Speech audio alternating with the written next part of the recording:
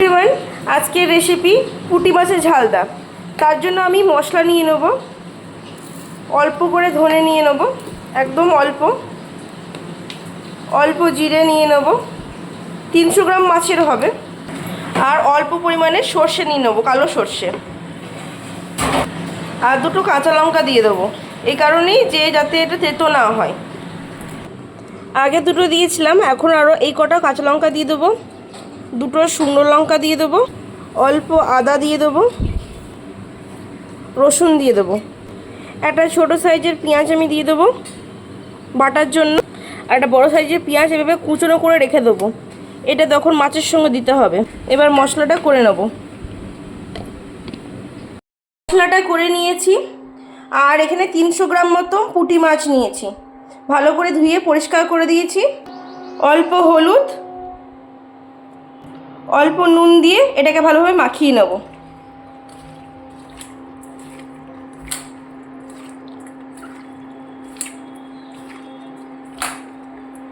আমার মাখানো কমপ্লিট। তেল দিয়ে দেবো, তেলটা ভালোভাবে গরম হতে দেবো।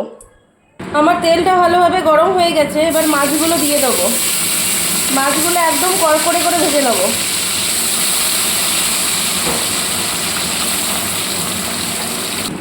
এরকমভাবে মাছটা ভেজে নামিয়ে নেব।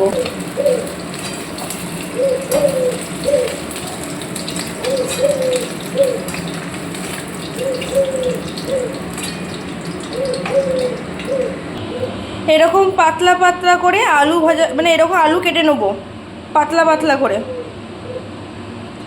একটা টমেটো কেটে রাখবো, আর যে বাকি একটা বড় পেঁয়াজ এরকম কুচো করে রাখবো। বাকি মাছগুলোকে ভেজে নেবো এবার। আচ্ছা, তেলের মধ্যে একটু চিনি দিয়ে দেবো, ওই অল্প করে। এরপর একটু 5 ফোড়ন দিয়ে দেবো। এটা একটু ভালো করে ভাজবো ফোড়নটাকে। ফোড়নটা লাল লাল হয়ে এলে কেটে রাখা আলুগুলো দিয়ে দেবো, ভালো করে ভেজে নেবো। এটা একটু পর আবার পেঁয়াজ দেবো, ঢাকা দিয়ে ভালো করে ভাজবো। গ্যাসের ফ্লেম একদম কমিয়ে দেবো।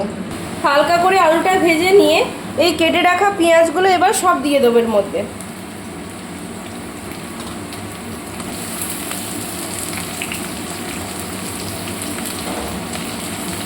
ভালো করে নাড়িয়ে নিয়ে ভাজবো।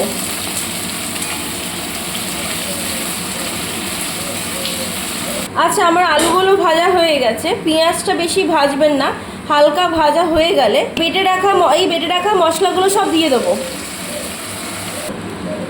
1 চামচ মতন হলুদ দিয়ে দেবো, আর পরিমাণ মতন নুন দিয়ে দেবো। আর একটা টমেটো দিয়ে দেবো, মাঝারির থেকে একটু বড় সাইজের একটা টমেটো কেটে নিয়ে দিয়ে দেবো এর মধ্যে। এবার ভালো করে এটা নাড়াচাড়া করে এটা ঢেকে দিয়ে কষতে দেবো।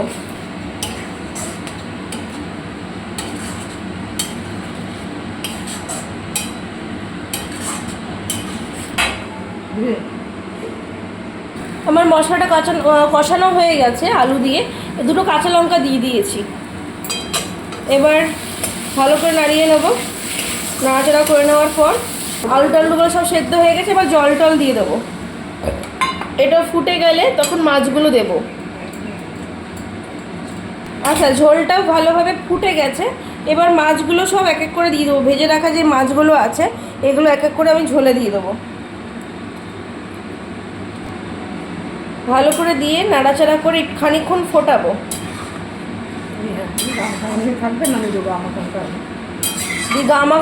আমি দেখিয়ে দেবো আপনাকে। আমার মাছটা রেডি হয়ে গেছে, আর এরকম গা মাখা অবস্থায় নামিয়ে নেবো।